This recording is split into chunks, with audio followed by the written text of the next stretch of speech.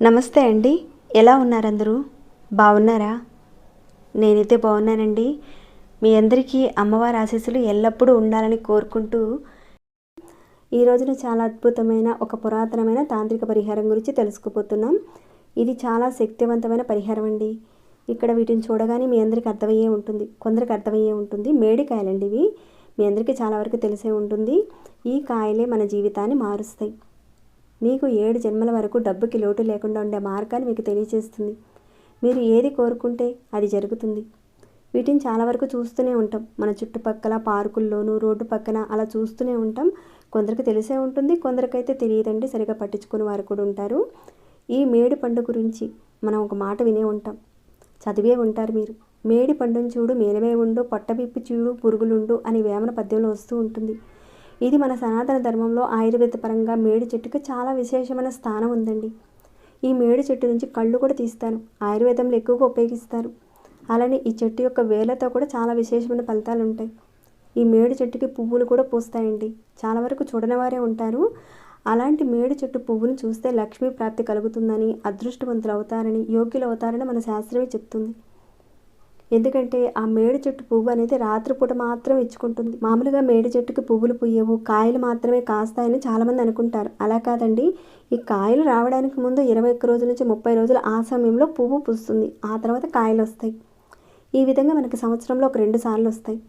అది సీజన్ ఎప్పుడంటే సెప్టెంబర్ నుంచి అక్టోబర్ ఆ సమయంలో వస్తాయి. అలానే మార్చి మే నెల మధ్య కాలంలో కూడా వస్తాయండి. ఈ పువ్వు వస్తుందని చాలామందికి తెలియదు. ఈ మేడి చెట్టు పువ్వును చూస్తే చాలా వరకు అదృష్టం కలిగినట్టేనండి. ఈ మేడి చెట్టు కాయలతోనూ చెట్టుతోనూ చాలా విశేషమైన ఫలితాలను పొందొచ్చు. ఎలాంటి ఫలితాలు కలుగుతాయి, ఎవరెవరు చేసుకోవాలి, ఏంటి అన్నీ కూడా వీడియోలో చెప్తానండి. దానికంటే ముందు ఒక చిన్న రిక్వెస్ట్ అండి, ఈ వీడియోకి ఒక లైక్ చేయండి. సబ్స్క్రైబ్ కాని వారు, కొత్తవారు ఉంటే మన ఛానల్లో ఇలాంటి ఎన్నో సమస్యలకు సంబంధించిన పరిహారాలు చాలానే ఉన్నాయండి. మీరు ఒకసారి ఛానల్లోకి వెళ్ళి చూడండి. చూసి మీ సమస్యకు సంబంధించిన ఒక పరిహారాన్ని మీరు చేయగలిగే దాన్ని ఎంచుకునే ప్రయత్నం చేయండి. మీకు వచ్చిన మార్పుని, రిజల్ట్ని నాతో షేర్ చేసుకోవడం మర్చిపోకండి. సరేనండి, వీడియో మాటకు వెళ్దాము. అమావాస్య రోజులకి చాలా శక్తి ఉంటుందని మనందరికీ తెలిసిందే. అమావాస్య వెళ్ళిన తర్వాతనే ఈ మేడి చెట్టుతో చేసుకునే పరిహారాలు చెప్తాను ఇక్కడ. వాటిల్లో నుంచి మీరు ఏవి చేయగలుగుతారో వాటిని చేయండి. అదృష్టం మీ వెంటే ఉంటుంది. ఖచ్చితంగా 100% రిజల్ట్ వచ్చి తీరుతుందండి. అంత మంచి పరిహారాలు చెప్తాను. ఈ మేడి చెట్టుకి నారాయణుడి యొక్క వరము, లక్ష్మీ నరసింహస్వామి యొక్క వరదానం కూడా ఉందండి. ఇందాక మనం చెప్పుకున్నాం కదా, ఈ పువ్వును చూస్తే లక్ష్మీ ప్రదానం అవుతుందని. అలానే ఈ కాయకు కూడా, అంటే ఈ చెట్టు నుంచి వచ్చే కాయకు కూడా విశేషమైన శక్తి ఉంది. ఈ కాయతోనూ అలానే ఈ చెట్టు నుంచి వచ్చే పాలతోనూ ఎలాంటి శక్తి ఉంది, ఎలాంటి పరిహారాలు చేసుకోవాలనేది చెప్తానండి. వీడియో స్కిప్ చేయకుండా ఎండింగ్ వరకు చూడండి. చాలా మంచి విషయాలు ఉన్నాయండి, తెలుసుకోవాల్సినవి, ఆచరించాల్సినవి. ప్రతి ఒక్కరూ కూడా స్కిప్ చేయకుండా చూడండి. ఈ మేడి చెట్టులోని ప్రతి భాగం లక్ష్మీ స్వరూపం అండి.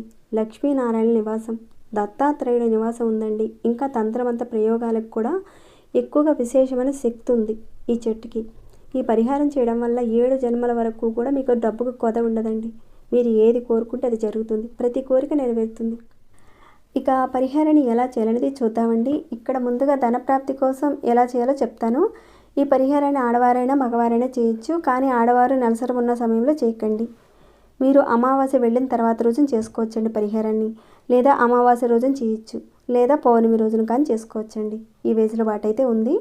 ముందుగా మీరు ఒక రెడ్ కలర్ పేపర్ తీసుకోండి, లేదంటే ఇలాంటి రెడ్ కలర్ ఒక క్లాత్ తీసుకోండి. చిన్నపాటి క్లాత్ తీసుకుని సరిపోతుందండి. మీకైతే కాస్త పెద్దగానే చూపిస్తున్నాను, చిన్నదైనా పర్వాలేదు. ఇంకా మామూలుగా చెప్పాలంటే ఈ మేడి చెట్టు కాండాన్ని తుంపినా లేదా కొమ్మలను తుంపినా కానీ పాలు వస్తాయండి. ఈ కొమ్మని నేను తుంపి చూపిస్తాను, మీరు చూస్తే అర్థమవుతుంది. చాలామందికి తెలిసే ఉంటుంది. ఇదిగోండి, ఇలా తుంపితే ఇక్కడ చూడండి తెల్లగా బంకలాగా ఉంది కదండి పాలు, ఇవేనమాట పాలు. ఇక నా చేతికి కూడా కాస్త పాలు అంటుకున్నాయి. ఇక్కడ చూడండి. ఈ పాలతో మీరు ఈ విధంగా చక్కగా ఈ రెడ్ కలర్ పేపర్ మీద కానీ, లేదంటే ఈ క్లాత్ ఉంది కదండి, ఈ క్లాత్ మీద కాస్త పాలు తీసి మీ ఉంగరపు వేలతో స్వస్తిక్ గుర్తు వేయండి. ఎంత మటుకు వస్తుందో అంత మటుకు మీరు తీసి చక్కగా కొద్ది కొద్దిగా తీసి స్వస్తిక్ గుర్తు వేయండి ఆ క్లాత్ మీద. మీరు పౌర్ణమి రోజున కానీ, లేదంటే అమావాస్య రోజుల్లో కానీ, లేదంటే అమావాస్య వెళ్ళిన తర్వాత రోజున కానీ ఈ విధంగా క్లాత్ మీద వేయండి. అలా మీరు స్వస్తిక్ గుర్తు వేసిన తర్వాత ఈ క్లాత్ని మడత పెట్టి మీరు డబ్బులు దాచుకునే చోట పెట్టండి, లేదంటే మీకు దేవుడి గదిలోనైనా సరే పెట్టండి. ఈ విధంగా చేయడం వల్ల ధనరాబడి పెరుగుతుందండి. ధనానికి ధాన్యానికి ఎలాంటి లోటు లేకుండా ఉంటుంది. ఇలా మీరు అమావాస్య రోజున, లేదంటే అమావాస్య వెళ్ళిన తర్వాత రోజున, లేదా పౌర్ణమి రోజున కానీ చేయండి. మిగతా రోజుల్లో మాత్రం చేయకండి. చెప్పిన రోజునే చేస్తేనే ఫలితం ఉంటుంది. అలానే ఈ మేడి చెట్టు కాయతో చేసుకునే మరొక పరిహారం చెప్తానండి. ఇక్కడ మీరు చూసేవి పచ్చి మేడికాయలండి ఇవి. అలానే ఇవి పండిన మేడికాయలండి. ఈ పచ్చి మేడికాయల కలర్ వచ్చిన తర్వాత పండిన మేడికాయలు అవుతాయండి. ఈ పండిన మేడికాయల్లోనే పురుగులు ఉంటాయండి. చాలామంది చూసి భయపడతారు. ఈ పండు మేడికాయని ఒక్కసారి నేను తీసి చూపిస్తాను, మీకు చూస్తే అర్థమవుతుంది. ఇక్కడ మీకు సరిగ్గా కనిపించట్లేదు అనుకుంటున్నాను నేను, కానీ లోపలైతే సన్నటి పురుగులు ఉన్నాయండి. నేనైతే చూశాను, లోపల ఉన్నాయి. మరీ మిగిలిన పడిన పండు కాకుండా కాస్త గట్టిగా ఉన్న పండుకాయనే తెచ్చుకోండి. మీరు ఈ పరిహారాన్ని పౌర్ణమి రోజున కానీ, లేదంటే అమావాస్య రోజున కానీ, లేదంటే గురువారం రోజున కానీ పండుని తెచ్చుకొని చేసుకోవాలి. ఈ పండిన మేడికాయని మీరు ఒక ఎల్లో కలర్ క్లాత్ కానీ, లేదంటే ఎర్రటి క్లాత్లో కానీ మూటగా కట్టి మీ పూజ గదిలో కానీ, లేదంటే మీ బీరువాలో కానీ, అంటే డబ్బులు దాచుకుని ఆ ప్లేస్లో కానీ పెట్టుకోండి. అలానే మరొక ఎల్లో కలర్ క్లాత్లో కానీ, లేదంటే ఎరుపు రంగు క్లాత్లో కానీ ఒక మేడికాయని పెట్టి మరొక మూటను మీరు తయారు చేసి మీ బియ్యపు డ్రమ్ములో పెట్టుకోండి. కబోర్డ్లోను, లాకర్లోను ఇలా ఒక్కొక్క కాయని మీరు తయారు చేసి, అంటే మూట కట్టి మీరు డబ్బులు దాచుకునే ప్రదేశంలో పెట్టండి, ఒక్కొక్క చోట. ఈ విధంగా మీరు పెట్టడం వల్ల ధనానికి లోటు లేకుండా ఉంటుందండి. మీకు డబ్బు వస్తూనే ఉంటుంది. మరి దీన్ని ఎప్పుడు మార్చుకోవాలంటే మీరు నెలకు ఒకసారి మార్చుకుంటూ ఉండండి. అంటే ఈ మేడికాయలు ప్రతి సీజన్లో కంటిన్యూగా ఉండవు. కొన్ని రోజులకు వస్తుంటాయి, అయిపోతుంటాయి, మళ్ళీ వస్తూ ఉంటాయి. కాబట్టి మీరు సీజన్లో వచ్చినప్పుడు మీరు ఒకసారి పెట్టుకోండి, మళ్ళీ సీజన్ వచ్చినప్పుడు మళ్ళీ పెట్టుకోండి. అంటే దొరికినప్పుడల్లా ఈ రకంగా చేసుకుంటూ ఉండండి.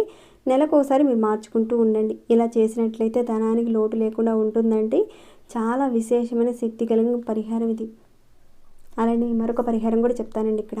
మీ బిజినెస్ బాగా రన్ కావడానికి, మంచి లాభాలు రావడానికని ఒక ఎర్రటి క్లాత్ తీసుకోండి. ఆ క్లాత్లో ఒక మేడికాయని పెట్టండి. పండు మేడికాయ కాదండి, పచ్చి మేడికాయని పెట్టి చక్కగా మూటగా కట్టేయండి. ముందు పరిహారంలో మనం పండు మేడికాయతో చేసుకోవాలని చెప్పాను, కానీ ఇక్కడైతే పచ్చి మేడికాయని తీసుకోవాలి. మీరు పనిచేసే ప్రదేశం అంటే అది వర్క్ షాప్ కావచ్చు, లేదంటే బిజినెస్ షాప్ కావచ్చు, ఏదైనా సరేనండి. చిన్న షాప్ అయినా సరే ఆ షాప్లో పెట్టుకోండి ఆ మూటని. ఆ విధంగా పెట్టడం వల్ల మీరు చేసే ప్రతి పనిలోనూ డబ్బు వస్తుందండి. మీ యొక్క బిజినెస్లో లాభాలు వస్తాయి.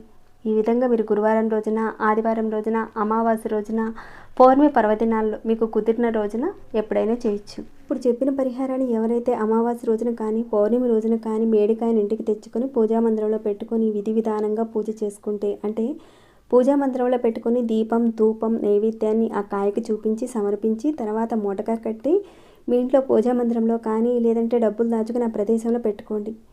అలా పెట్టుకున్న వారి జీవితంలో ధనానికి ధాన్యానికి లోటు లేకుండా ఉంటుందండి. అంతటి శక్తి ఈ మేడికాయలో ఉంటుంది. ఈ మేడికాయని ఆయుర్వేద పరంగాను ఎన్నో ఔషధాలకు కూడా ఉపయోగిస్తూ ఉంటారండి. ఈ మేడి చెట్టు చుట్టూత ప్రదక్షిణాలు చేసుకుంటే ఆ దత్తాత్రేయుడి యొక్క కరుణా కటాక్షాలు కలుగుతాయి. దత్త జయంతి అలాంటి పర్వదినాలు వచ్చినప్పుడు తప్పకుండా మేడి చెట్టు చుట్టూత ప్రదక్షిణాలు చేయండి. ఆయన యొక్క కరుణా కటాక్షాలు మీ మీద ఉంటాయండి.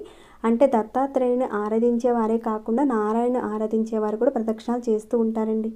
ఇంకా లక్ష్మి అమ్మవారు కూడా మేడి చెట్టులో ఉంటుందని మన శాస్త్రం చెప్తుంది. అంతటి విశేషమైన శక్తి ఉంటుందండి ఈ మేడి చెట్లు. అటు బిజినెస్ ప్రకారంగా వ్యాపారంలో లాభాలు రావాలన్నా ఇప్పుడు చెప్పుకునే విధంగా ఈ పరిహారం చేసుకోండి.